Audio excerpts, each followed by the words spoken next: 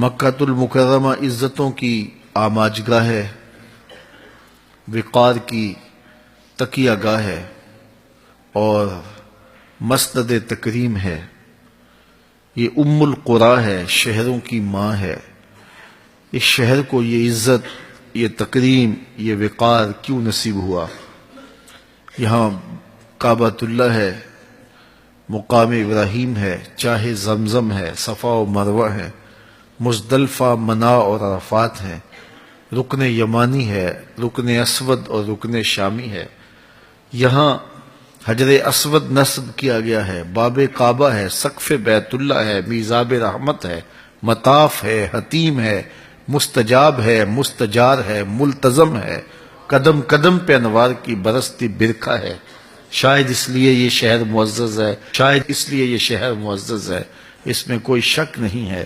یہ سارے حوالے عظمت کے ہیں اور یہ اس شہر مکہ کی عظمت کا سبب اور ذریعہ ہیں، لیکن اس شہر کی عظمت کا سب سے بڑا حوالہ وَأَنْتَ حِلٌّ بِهَذَا الْبَلَدِ، محبوب اس شہر کی گلیاں تیرے قدموں کو چومتی رہی ہیں، اس شہر کی ہواؤں نے تیرے انفاس کی خوشبو سونگھی ہے۔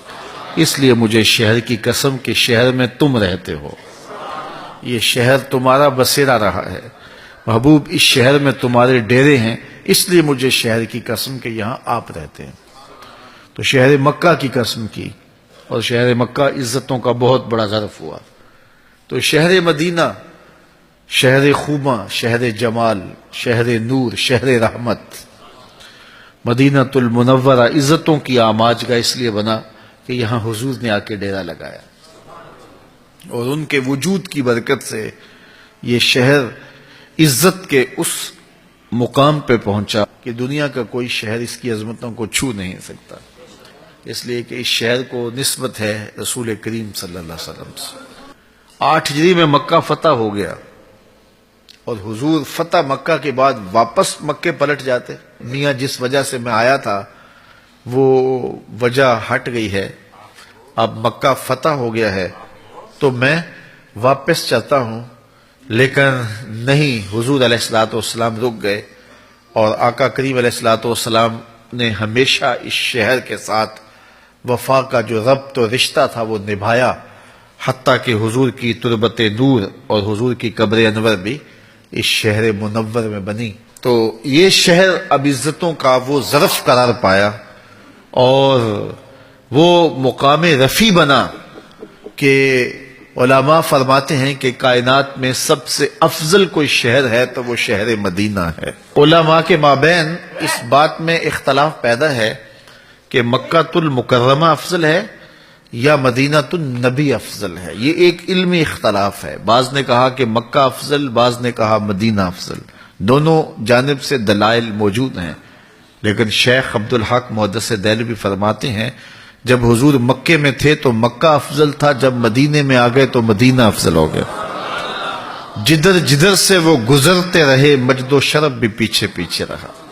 اللہ اکبر۔ تو عزتوں کی آماجگاہ بنا اور برکتوں کی آماجگاہ بنا، اور یہ وہ شہر نور ہے جس میں 70,000 فرشتے صبح کو حاضر ہوتے ہیں، 70,000 فرشتے شام کو حاضر ہوتے ہیں اور حضور کی بارگاہ میں سلام پیش کرتے ہیں، اور جو ایک بار آتا ہے پھر قیامت تک اس کو آنے کا موقع نصیب نہیں ہوتا۔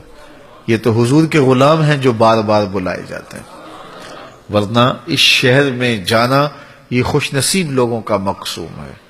اور حضرت امام مالک کا مسلک دیکھیے، امام شافعی، امام احمد بن حنبل اور امام اعظم ابو حنیفہ علیہم الرضوان فرماتے ہیں کہ اگر کوئی شخص حضور کے روضے پہ جائے تو واپس آ کے کہے کہ میں حضور کے روضے سے ہو کے آیا ہوں، اور جا رہا ہو تو کہے کہ میں حضور علیہ السلام کے روضے پہ حاضری کے لیے جا رہا ہوں۔ لیکن امام مالک، امام دار الہجرہ فرماتے ہیں اگر کوئی شخص حضور کے روضے پہ جائے یا حضور کے روضے سے آئے تو یہ نہ کہے کہ میں حضور کے روضے سے آیا ہوں، وہ کہے میں حضور سے مل کے آیا ہوں، میں حضور کو دیکھ کے آیا ہوں، میں حضور کو مل کے آیا ہوں۔ اس لیے کہ حضور فرمایا جس نے میرے وصال کے بعد میری قبر کی زیارت کی وہ ایسے ہے جس طرح اس نے میری زندگی میں میری زیارت کی، اور یہ بھی فرمایا جس نے میری قبر کی زیارت کی اللہ اکبر، اس کے اوپر میری شفاعت واجب ہو گئی. من زار قبری واجبت لہو شفاعتی، اس کے اوپر میری شفاعت لازم ہو گئی. تو اس قبر نور کو دیکھنے سے حضور کی شفاعت کا بندہ حقدار بن جاتا ہے اور اللہ کی خاص رحمتوں سے مالا مال کر دیا جاتا ہے. تو یہ شہر نور عقیدتوں کا مرکز ہے، یہاں سائلوں کی جھولی بھرتی ہے.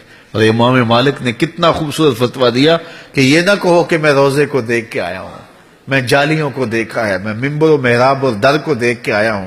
کہا میں حضور سے مل کے آیا ہوں. اور پردہ جو دیوار کا ہے اور جالیوں کا ہے وہ ہمارے لیے ہے، ادھر سے پردہ نہیں ہے. وہ آنے والے کو دیکھ رہے ہیں، اس کی کیفیت قلب کو دیکھ رہے ہیں، کون کس جذبے سے آیا ہے. اور اگر جانے والے کی آنکھیں بینا ہوں اور بصیرت کے اجالے اسے نصیب ہوں تو پردہ اس کے لیے بھی نہیں ہوتا، پردے ہٹا دیے جاتے ہیں اور جانے والے کو بارگاہ ناس کے اندر جو ہے وہ پیش کر دیا جاتا ہے.